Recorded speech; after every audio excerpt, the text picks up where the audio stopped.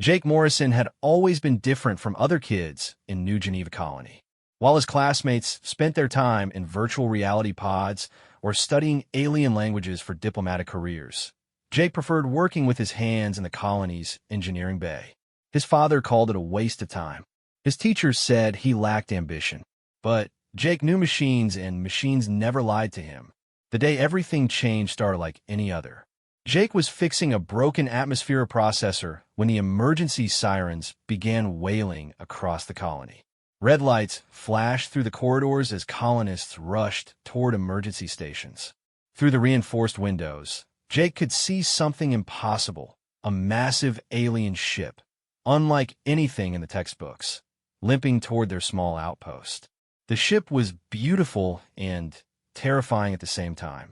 Its hull seemed to shift colors like oil on water, and strange symbols pulsed along its surface. But Jake could see the damage: scorched metal, missing sections, and the telltale signs a ship pushed far beyond its limits. Whatever had happened to this vessel, it had been through hell. Colonel Hayes, the colony administrator, was already barking orders when Jake reached the main hangar. The alien ship had requested emergency docking, and despite the risks, Hayes had agreed. Jake watched from behind a stack of supply crates as the ship settled onto the landing platform with a groan of stressed metal. The airlock hissed open, and Jake's breath caught in his throat. The being that emerged was humanoid, but clearly not human. She stood nearly 7 feet tall, with skin that had a subtle blue tint and eyes that seemed to hold starlight. Her hair was silver white, braided with small crystals that chimed softly as she moved. She wore what looked like armor, but it was cracked and stained with something that might have been blood. Behind her came 2 others of her species, both injured and leaning heavily on each other. The female, Jake somehow knew she was female despite the obvious differences, looked around the hangar with desperate eyes. When she spoke, her voice carried an accent that made Jake think of wind through crystal caves. "Please," she said in heavily accented standard. "We need help. My ship is dying, and my people are hurt." Colonel Hayes stepped forward, his hand resting on his sidearm. "I am Administrator Hayes. You're requesting sanctuary." The alien female straightened despite her obvious exhaustion. "I am Lyra Veltar, daughter of Emperor Thalen of the Zephyrian Empire. We were attacked by the Krenth Raiders. Our escort ships were destroyed, and we barely escaped." Jake felt his heart skip a beat. An alien princess, right here in their tiny colony. But more than that, he could see the pain in her eyes, the way she held her left arm close to her body. She was hurt and scared, even if she was trying to hide it. Hayes looked uncertain. The colony had strict protocols about alien contact, especially with unknown species. But turning away injured beings, even aliens, went against everything the colony stood for. "We'll need to run medical scans," Hayes said finally. "And your ship will need to be quarantined until we can verify it's not carrying any biological hazards." Lyra nodded gratefully, but Jake could see her glance toward her damaged ship with worry. He knew that look. It was the same expression his father wore when looking at medical bills they couldn't afford. The ship wasn't just transportation to her, it was survival. As a group moved toward the medical bay, Jake made a decision that would change his life forever. Instead of following the crowd, he slipped toward the alien ship. The landing platform was mostly empty now, with just a few security guards keeping their distance from the strange vessel. Jake had always been good at moving unseen. Years of avoiding bullies and sneaking into restricted areas had taught him how to stay invisible.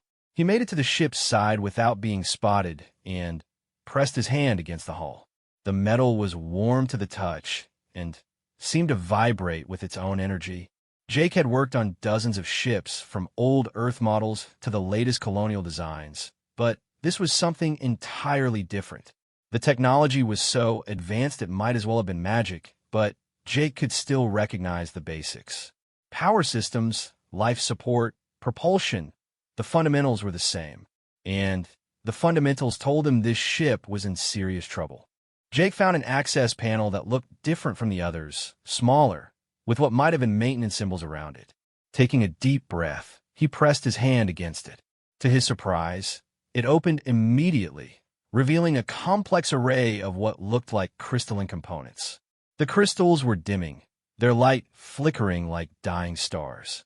Jake didn't understand the technology, but he understood failure when he saw it. Without these crystals, the ship would never fly again. And if the ship couldn't fly, Princess Lyra and her people would be trapped on New Geneva Colony forever. Jake had read enough history to know what happened to alien refugees. Even with the best intentions, they usually ended up in government facilities, studied, and questioned until they were more specimens than people. He couldn't let that happen to her. Working quickly, Jake began examining the crystal array. Each crystal was connected to others by thin filaments that pulsed with fading energy. It reminded him of the neural networks he'd studied in school, but infinitely more complex. As he watched, another crystal went dark completely. "What are you doing?" Jake spun around, his heart hammering. Princess Lyra stood in the access way, her starlight eyes fixed on him with an expression he couldn't read. Up close, she was even more beautiful, but also more alien. Her features were sharp and angular, and her skin had an almost luminescent quality. "I'm sorry," Jake stammered. "I just wanted to help. Your ship is dying." Lyra stepped closer, and Jake caught a scent like ozone and flowers. "You understand our technology?" "Not really," Jake admitted. "But I understand systems. And your power matrix is failing. These crystals are going dark one by one."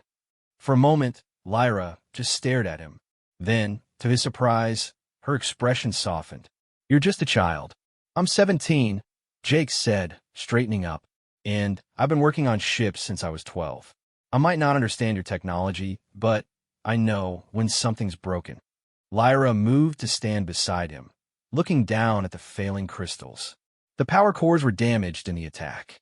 Without them, we cannot leave this world. And if we cannot leave..."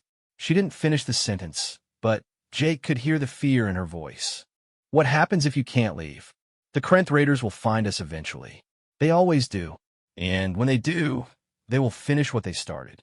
Lyra's hand moved unconsciously to her injured arm. "My people will die, and my father will never know what became of us." Jake looked at the dying crystals, then at the alien princess standing beside him. Every rational thought in his head told him to walk away, to leave this to the adults and the experts. But his heart was saying something different. "What if I could fix it?" he asked quietly. Lyra turned to stare at him. "Fix it? Child, this is Zephyrian technology. It has taken our people thousands of years to develop these systems. But the principles are the same," Jake insisted.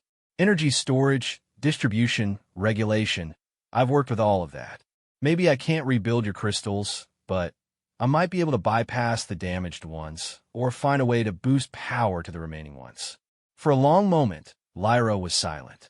Then she placed a hand on his shoulder, and Jake felt a strange tingling sensation where she touched him. "Why would you risk this for strangers?" "For aliens." Jake thought about that question. He thought about his quiet life in the colony, about his father's disappointment, about the bullies who called him a failure. He thought about Princess Lyra's desperate eyes, and the courage it had taken for her to ask for help. "Because it's right," he said finally, "and because everyone deserves a chance to go home." Lyra studied his face for what felt like forever. Then, slowly she nodded. "Very well, Jake Morrison of Earth. Show me what human ingenuity can do." Working on the alien ship was like trying to solve a puzzle where half the pieces were from a different box entirely.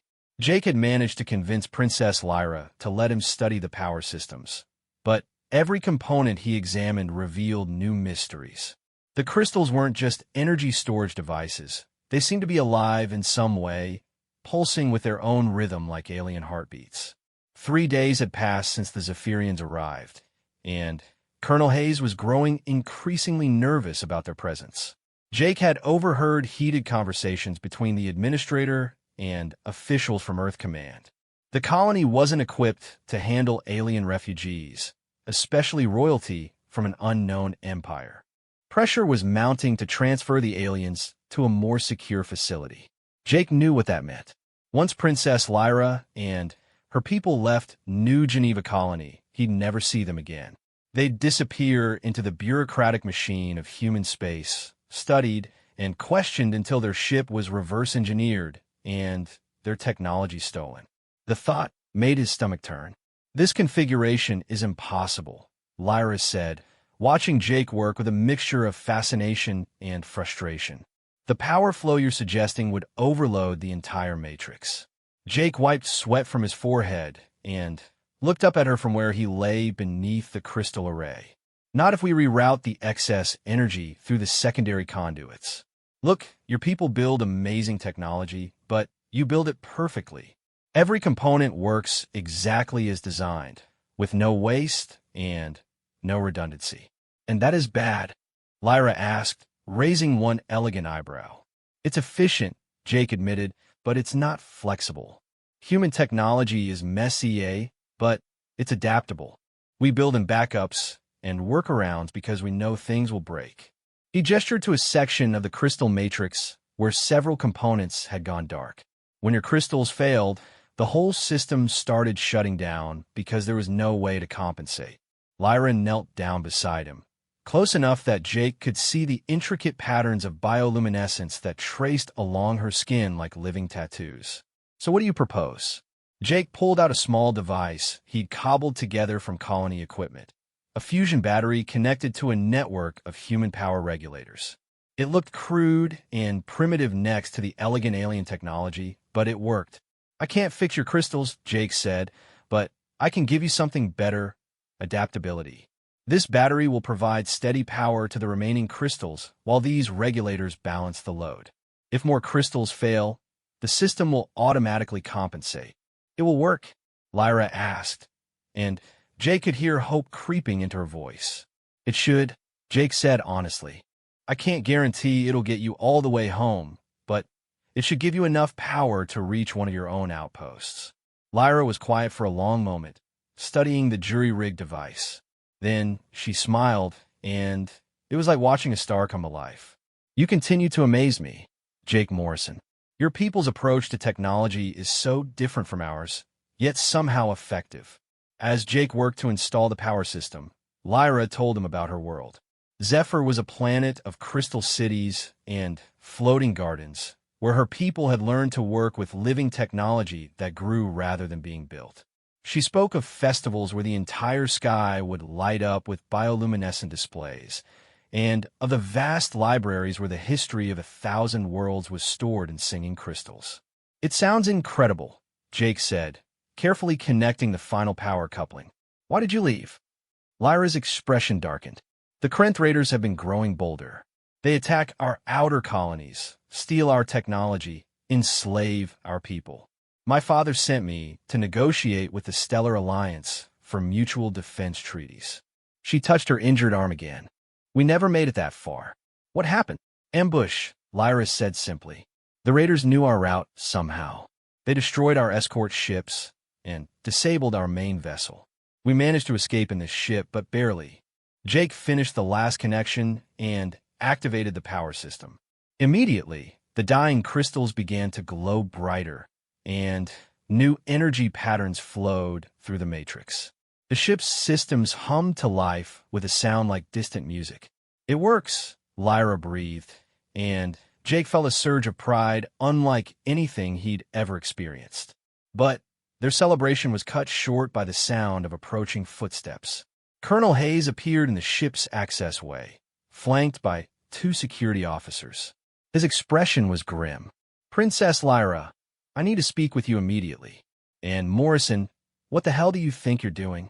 Jake scrambled to his feet, his heart pounding. I was just helping with some technical issues, sir. You were interfering with an alien vessel without authorization, Hayes snapped. This is a serious breach of protocol. Colonel Hayes, Lyra interjected, moving to stand protectively in front of Jake. The boy has done nothing wrong. I requested his assistance with our ship's systems. Hayes looked between them suspiciously. Princess, I've received orders from Earth Command. You and your people are to be transferred to Kepler Station for proper diplomatic processing. A transport will arrive tomorrow morning. Jake saw Lyra's face go pale beneath her blue-tinted skin. Kepler Station was notorious throughout the colonies, officially a research facility, but everyone knew what really went on there. Alien artifacts disappeared into Kepler Station and never came out. I appreciate your government's concern, Lyra said carefully, but our ship is nearly repaired. We should be able to leave within a few days. I'm afraid that's not possible, Hayes replied. The orders are non-negotiable. Earth Command considers this a matter of planetary security. After Hayes left, taking his security team with him, Lyra slumped against the ship's bulkhead. For the first time since Jake had met her, she looked defeated. They're going to lock us away, she said quietly. Study us like specimens. My father will think we're dead, and the alliance against the Raiders will never happen. Jake felt anger building in his chest. Anger at Hayes, at Earth Command, at a system that would treat injured refugees like prisoners. What if you left tonight? Lyra looked up sharply. The ship isn't ready for a long journey. Your power system will give us basic functions, but we need more time to fully repair the navigation array and communications. Then, don't make a long journey, Jake said, his mind racing. There's an abandoned mining station about 6 hours from here. It's got power atmosphere, and it's off the shipping lanes. You could hide there while you finish repairs. And how would we navigate to this station without proper instruments? Jake took a deep breath, knowing his next words would change everything. I'll come with you. I know these systems better than anyone, and I can help you get the rest of your ship online. No, Lyra said immediately. I will not let you risk your life for us. It's my choice, Jake said firmly. Besides, what life am I risking? A dead-end job in a colony that'll never amount to anything? At least this way, I can make a difference. They spent the next several hours preparing for departure. Jake snuck back to his quarters and packed a small bag with tools and personal items. He left a letter for his father, trying to explain why he had to leave without revealing where he was going. It was the hardest thing he'd ever written. As the colony settled into its night cycle, Jake made his way back to the ship. Lyra was waiting for him, along with her two companions, Veltok, a grizzled warrior who served as her bodyguard, and Senna, a young engineer who reminded Jake uncomfortably of himself. Are you certain about this? Lyra asked as they sealed the ship's airlocks. Jake looked around the small bridge, taking in the alien controls and the soft light of the crystal displays. I've never been more certain of anything in my life. As the ship lifted off from New Geneva Colony, Jake watched his old life disappear beneath them. He was leaving behind everything he'd ever known, flying into the unknown with aliens who might be taking him to his death. But for the first time in his 17 years, Jake felt like he was exactly where he belonged. The journey to the mining station should have been routine, but nothing about this adventure was going to be simple. Halfway there, the ship's sensors detected something that made Veltok curse in his native language. "Krent ships," he growled, manipulating the sensor display. 3 raiders, moving on an intercept course. Jake felt his blood turn to ice. How did they find us? They must have been monitoring colonial communications, Lyra said grimly. They know we're here. Through the view screen, Jake could see the enemy ship's sleek, predatory vessels that looked like they'd been designed by someone with a very different idea of beauty than the Zephyrians. They moved with deadly purpose, closing the distance rapidly. Can we outrun them? Jake asked. Not in our condition, Senna said, checking the power readings. The human modifications are working, but we're still operating at maybe 60% capacity. Lyra's hands moved over the control console, and Jake could see her calculating options. We can't fight them, and we can't run. But perhaps we don't need to do either. She turned to Jake with an expression that was both desperate and determined. How well do you know this asteroid field we're approaching? Jake studied the navigation display, recognizing the formation from his piloting classes. Pretty well. It's an old mining field, lots of tunnels and caves. But it's dangerous. One wrong move, and you'll hit a support beam or get lost in the maze. Can you guide us through it? Jake looked at the approaching Krent ships, then at the treacherous asteroid field ahead. Yeah, he said, his voice steadier than he felt. I can get us through. As the ship plunged into the asteroid field with the Krynth raiders in pursuit, Jake realized his real test was just beginning. The asteroid field was a graveyard of ambition.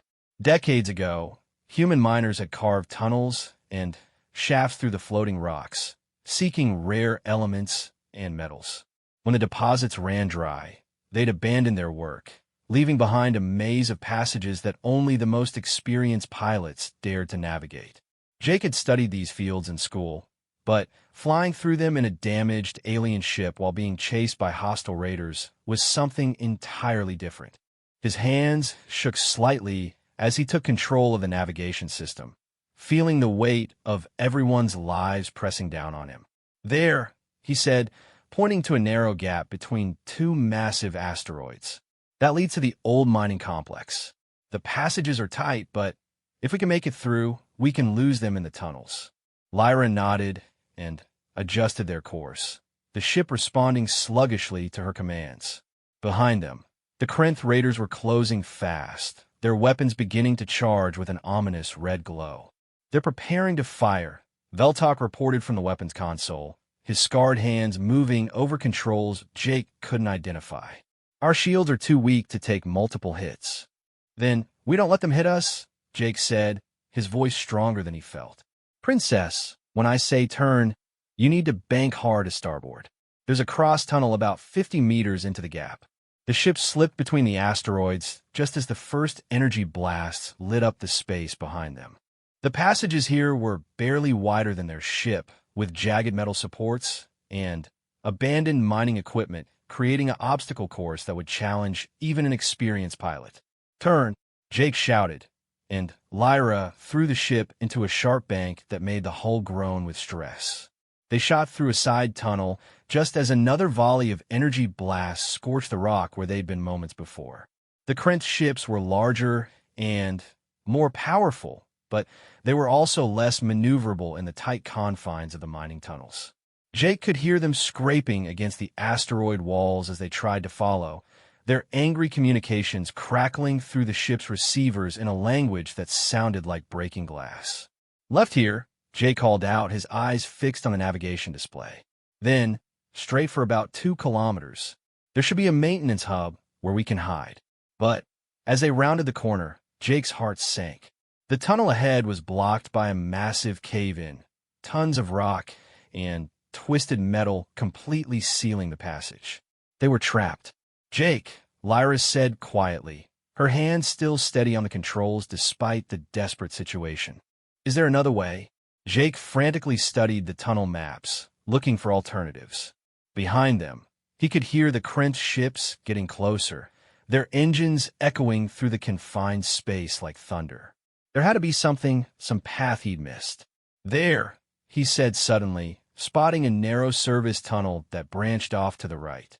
"It's barely big enough for a maintenance pod, but it connects to the main mining complex. If we can squeeze through."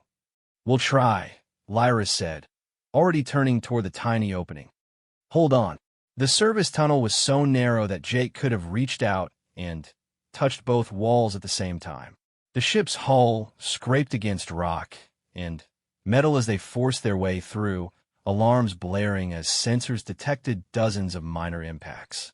But they were making progress, and, more importantly, the Krynth ships were too large to follow. They emerged into a vast cavern that had once housed the mining operations' primary processing facility. Massive machines sat silent and dark, their purposes long forgotten. But, more importantly, there were dozens of other tunnels leading off in different directions, perfect for losing their pursuers.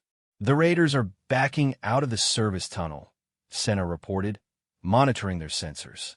"But they're not giving up. They're spreading out, trying to find other ways into the complex." Jake studied the cavern, his mind racing.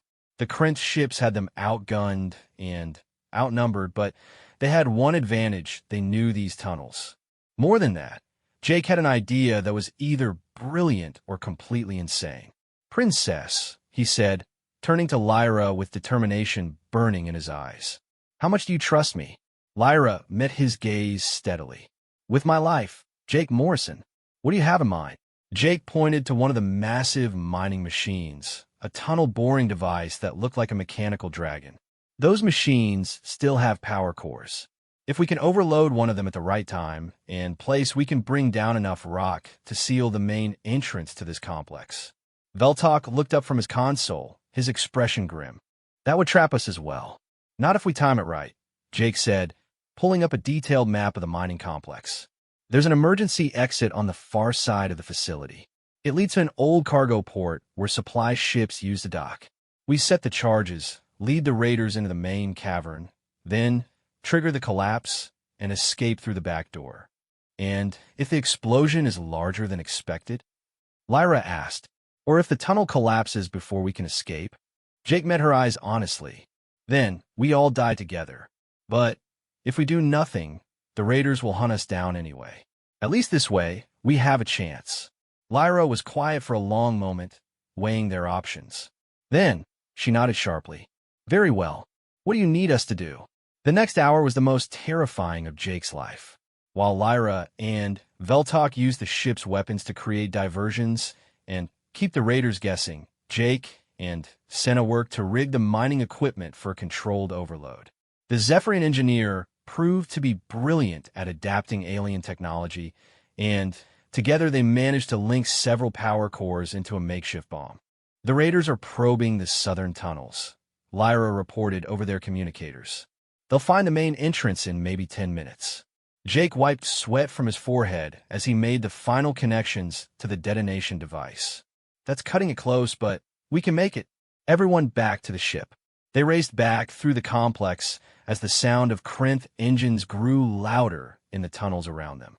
Jake could see energy weapon fire reflecting off the cavern walls. The raiders were definitely getting closer. There! Veltok pointed to the main entrance as the first Krenth ship emerged into the cavern, its weapons immediately swiveling toward their position. Go, go, go! Jake shouted, diving into the ship as Lyra fired the engines. They shot across the cavern toward the emergency exit as energy blasts lit up the air around them. Jake's finger hovered over the detonation trigger as they reached the tunnel mouth. All three Krenth ships were in the cavern now, pursuing them with deadly intent. This was their only chance. Now, Lyra called out as they entered the escape tunnel. Jake pressed the trigger.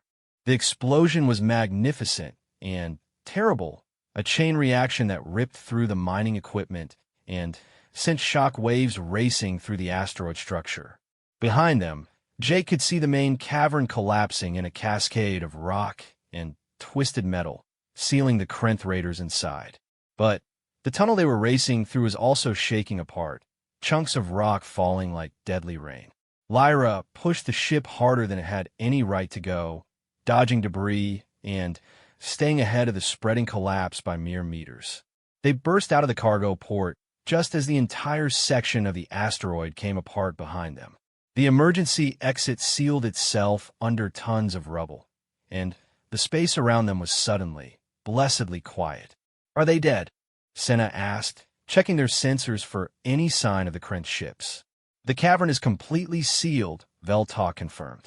If they survive the explosion, they're buried under half an asteroid. Jake slumped back in his seat, adrenaline finally giving way to exhaustion. We did it. We actually did it. Lyra turned to look at him, and Jake was surprised to see tears glistening in her starlight eyes. Jake Morrison of Earth, she said softly, you just saved all our lives. But even as they celebrated their victory, Jake knew their troubles were far from over. They still needed to reach the abandoned mining station to complete their repairs, and Earth Command would be looking for them by now. And somewhere out in the vast darkness of space, the Krenth Empire would eventually learn what had happened to their raiders. The real adventure was just beginning. As they set course for the mining station, Jake couldn't help but smile. For the first time in his life, he was exactly where he belonged, flying through the stars with friends who valued him for who he was, not who others thought he should be. So, Lyra said as she piloted them away from the destroyed asteroid, tell me more about this mining station where we're hiding. What should we expect? Jake pulled up the station's specifications on his portable datapad. It's an old deuterium processing facility. Automated systems, minimal life support, but it should have everything we need to finish repairing your ship. The best part is that it's completely off the shipping routes. No one will think to look for us there. And how long do you estimate repairs will take? Veltuk asked. With the parts we can fabricate at the station? Maybe a week, Jake said. 2 at the outside. Lyra nodded thoughtfully. That should give us time to contact my father and arrange a proper escort for the journey home. As the mining station grew larger on their screens, Jake felt a mixture of excitement and nervousness. They'd survived the first crisis, but he knew the hardest part was still ahead. He was about to spend a week alone in space with an alien princess, helping repair technology that was centuries beyond anything Earth had developed. What could possibly go wrong? The abandoned mining station hung in space like a mechanical ghost, its corridors dark and silent after years of neglect. Jake led the way through the docking bay, his flashlight cutting through the gloom while Lyra and her companions followed close behind. The station's emergency power had kicked in when they docked, but most systems remained offline. The main computer core should be 3 levels up, Jake said, consulting the station schematics on his datapad.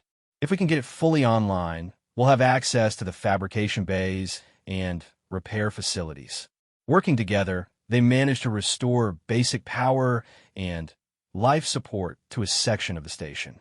Jake was amazed at how quickly the Zephyrians adapted to human technology.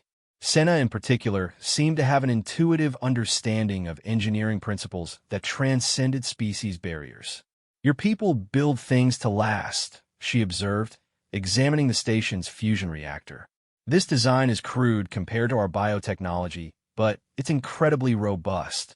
It's been running unmaintained for over a decade. We learned the hard way to make things simple and reliable, Jake replied, helping her calibrate the power flow. When you're 100 light years from the nearest repair depot, complicated systems become death traps. As they worked, Jake found himself growing closer to all 3 Zephyrians, but especially to Princess Lyra. Despite her royal status, she insisted on doing her share of the manual labor, crawling through maintenance shafts and getting her hands dirty with the rest of them. She had a quick mind and a dry sense of humor that reminded Jake of his few close friends back home. On their 3rd day at the station, they received an encrypted message that changed everything.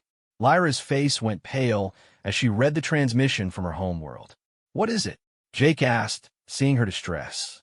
"My father," Lyra said quietly. "The Krent have attacked our outer colonies again.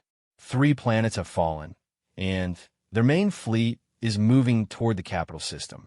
He's asking all diplomatic missions to return home immediately." Veltok cursed in his native language. "How long until the ship is ready for long-range travel?" Senna looked up from a navigation array she was rebuilding. "At least 4 more days, even working around the clock. The quantum resonance chambers were more damaged than we initially thought." "We don't have 4 days," Lyra said, standing and pacing across the small workshop they'd set up. "Every hour we delay, more of my people die." Jake watched her struggle with the impossible choice between duty to her people and the practical limitations of their situation. An idea began forming in his mind. Dangerous, probably impossible, but potentially brilliant. "What if we don't wait for your ship to be fully repaired?" he said slowly. Lyra turned to stare at him. "Explain." Jake pulled up a star chart on the workshop's main display. "Your ship can make short jumps now, right? Maybe not across multiple star systems, but enough to get from here to there?" He pointed to a location about 50 light years away. "Yes," Senna confirmed. "The modified power systems you installed are stable enough for limited faster-than-light travel." "That's the Kepler Relay Station," Jake said, highlighting the location. "It's a major human communications hub with military facilities and everything. If we can get there, Princess Lyra can contact the Stellar Alliance directly and request immediate military assistance for her people." Veltuk Frönet. "And you believe your people would send their ships to fight the Krent?" "Maybe not before," Jake admitted, "but the Krent have been raiding human colonies too. If Princess Lyra can offer them access to Zephyrian technology in exchange for military aid, they'll jump at the chance." Lyra was quiet for a long moment, studying the star chart. "It's a significant risk." If your government decides to detain us instead of helping, then I'll make sure they don't, Jake said firmly. I know people at Kepler Station. My uncle Marcus is a communications officer there. He can get us to the right people. And after that, Lyra asked, assuming your plan works and the Alliance agrees to help, what happens to you? You'll have openly defied your government and helped enemy aliens escape custody. Jake had been trying not to think about that part. I guess I'll figure it out when the time comes. Lyra stepped closer to him, her starlight eyes intense. Jake Morrison, you continue to risk everything for people you've known less than a week. Why? The question hung in the air between them. Jake thought about all the easy answers he could give. Duty, adventure, the chance to make a difference. But, looking into Lyra's eyes, he knew she deserved the truth. Because when I'm with you, I feel like the person I was always meant to be, he said quietly. Back home, I was just another colonial kid with no future and no prospects. But here, helping you, I feel like I matter. Jake's hands flew over the controls as he brought their engines online, but he knew it was hopeless. The Earth's ships were faster, better armed, and they had the advantage of numbers. Can we make it to hyperspace before they intercept? Lyra asked. Not a chance, Jake said, watching the tactical display. They'll be in firing range in 6 minutes. But as the Earth's ships closed in, something unexpected happened. The lead destroyer suddenly changed course, moving to intercept something else entirely. Jake enhanced the sensors and felt his blood turn cold. Krenth Raiders, he whispered. A whole squadron of them. Somehow, the alien empire had tracked them to this remote location.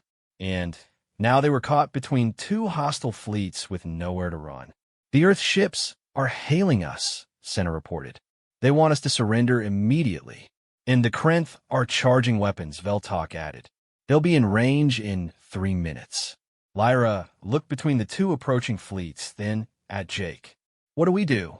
Jake stared at the tactical display, his mind racing through possibilities.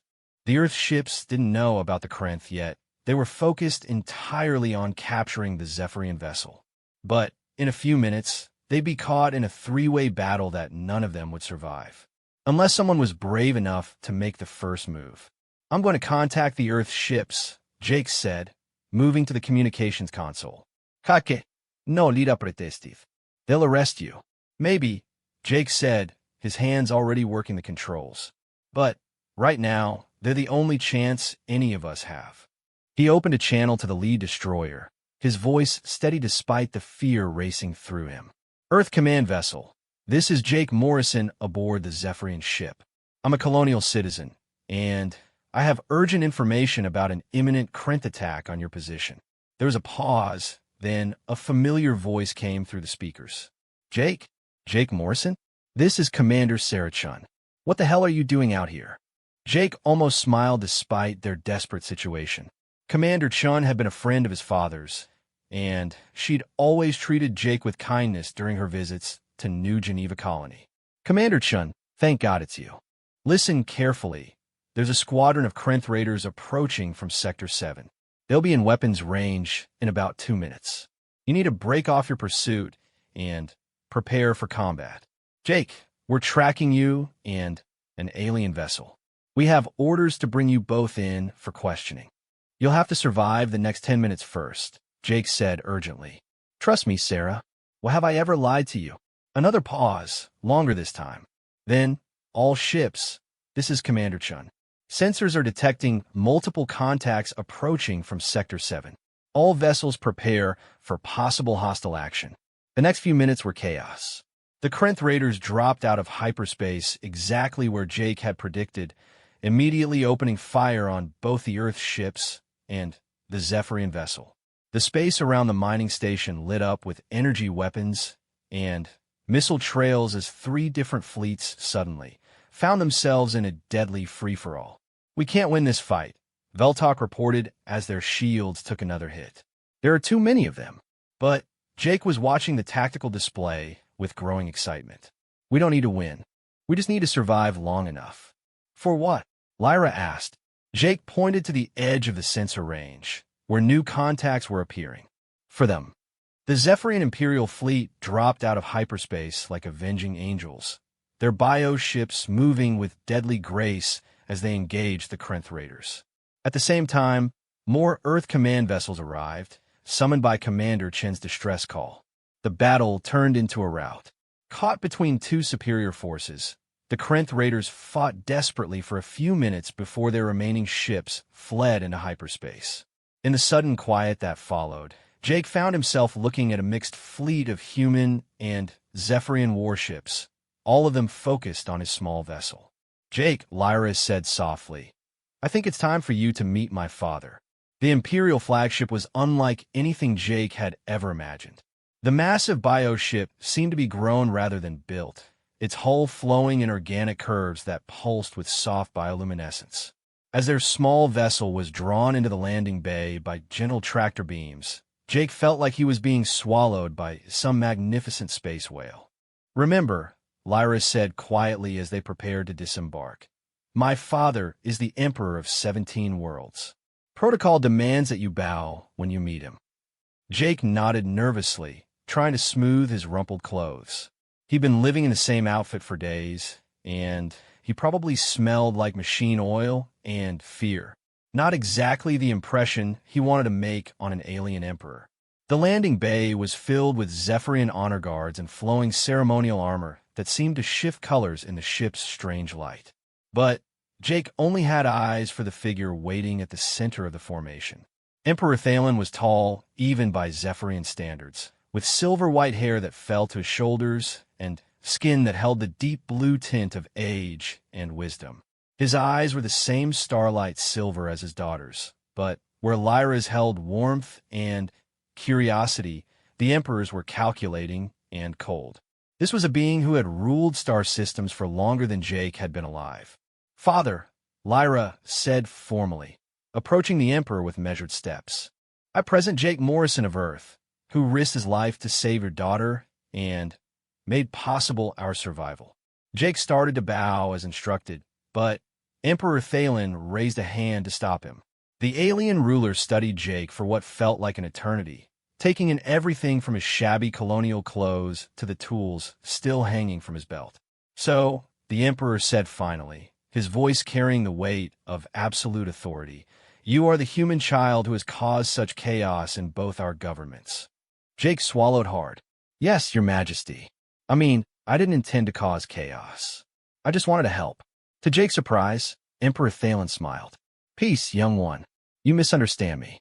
Sometimes chaos is exactly what the universe needs." He gestured for Jake to walk beside him as they left the landing bay. "Tell me, what did you think of my daughter?" The question caught Jake off guard. "She's incredible, Your Majesty. Brave, intelligent, kind. She never asked anyone to risk anything for her, but she inspired us to want to help anyway. And what did you think of our technology?" Jake considered his words carefully. "It's beautiful and elegant, but sometimes too perfect. Your systems are incredibly efficient, but they don't have much redundancy. When things break, they break catastrophically." Emperor Thalen nodded thoughtfully. "An interesting observation. And what did you do about this perceived flaw?" "I gave your systems the ability to adapt," Jake said, growing more confident. "I couldn't fix what was broken, but I could teach the ship to work around the damage." They walked through corridors that seemed to breathe with their own life, past chambers filled with technologies that Jake couldn't even begin to understand. Finally, they reached what was obviously the Emperor's private study, a circular room with walls that showed the stars outside in perfect clarity. "Jake Morrison," Emperor Thalen said, settling into a chair that molded itself to his form, "you have done something remarkable. Not only did you save my daughter's life, but you have given both our people something we desperately need." "I don't understand, Your Majesty." "Perspective," the Emperor said simply. "My people have grown complacent in our perfection. We build systems that work flawlessly until they don't, and then we are helpless. Your people, on the other hand, expect things to break and plan accordingly. Together, we could create something greater than either of us could achieve alone." Jake felt his heart racing. "Are you talking about an alliance?" "I'm talking about something more than that," Emperor Thalen said, leaning forward with sudden intensity. The Krenth Raiders are not just pirates anymore. They have united under a war chief who dreams of conquering both our empires. Separately, neither humanity nor the Zephyrian Empire is strong enough to stop them. But together, we could drive them back to whatever hole they crawled out of, Jake finished. Emperor Thalen smiled, and, for a moment, Jake could see where Lyra got her warmth. Exactly. But such an alliance requires trust, and trust requires understanding. I need someone who can serve as a bridge between our peoples, someone who understands both human adaptability and Zephyrian excellence. Jake's mouth went dry. Your Majesty, I'm just a kid from a mining colony. I don't know anything about diplomacy or politics. But you know about fixing things, the Emperor said. And right now, the relationship between our peoples is very badly broken. Before Jake could respond, an aide entered the chamber and whispered something urgently in Emperor Thalen's ear. The ruler's expression darkened. It seems we have a more immediate problem, he said grimly. The human fleet commander is demanding your immediate return to face charges of treason and alien collaboration. Jake felt the bottom drop out of his stomach. Commander Chen wouldn't do that. She knows I was trying to help. Unfortunately, the decision is not hers to make. Admiral Morrison is en route with a full battle group and explicit orders to retrieve you for court-martial. Jake's head spun. Admiral Morrison? But that's my father's brother. Uncle Marcus would never.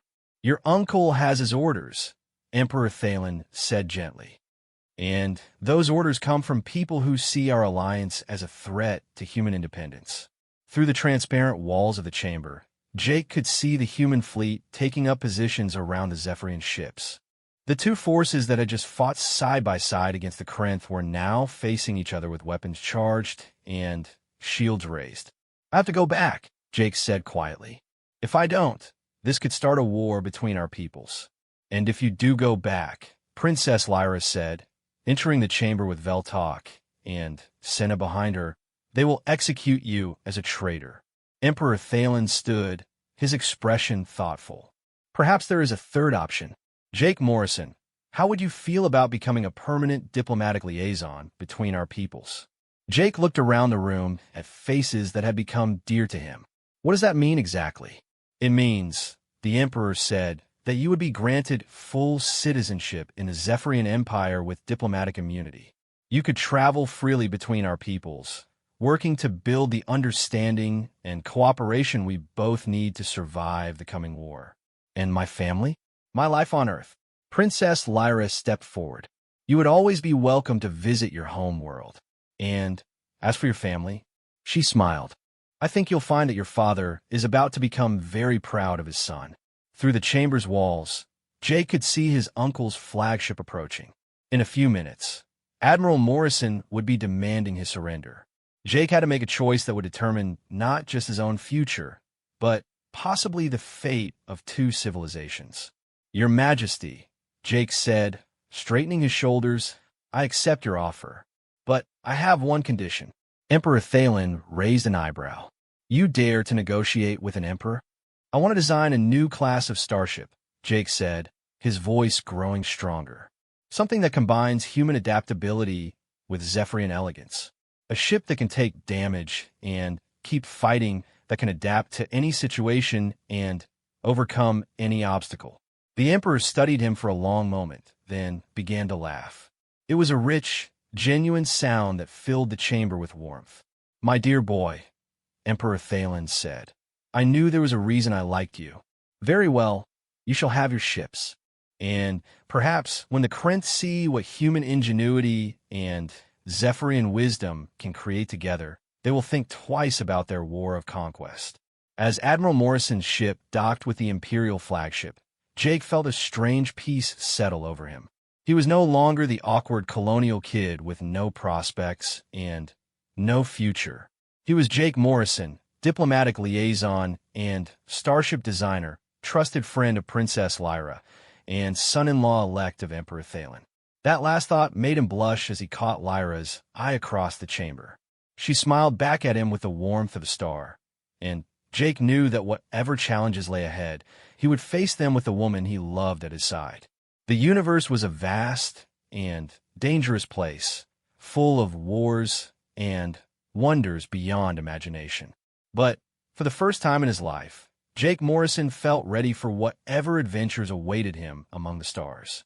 When Admiral Morrison stormed into the chamber, demanding Jake's immediate return, he found his nephew calmly sipping Zephyrian tea with an alien emperor and his daughter discussing plans for a new class of hybrid warships that would change the balance of power in the galaxy forever.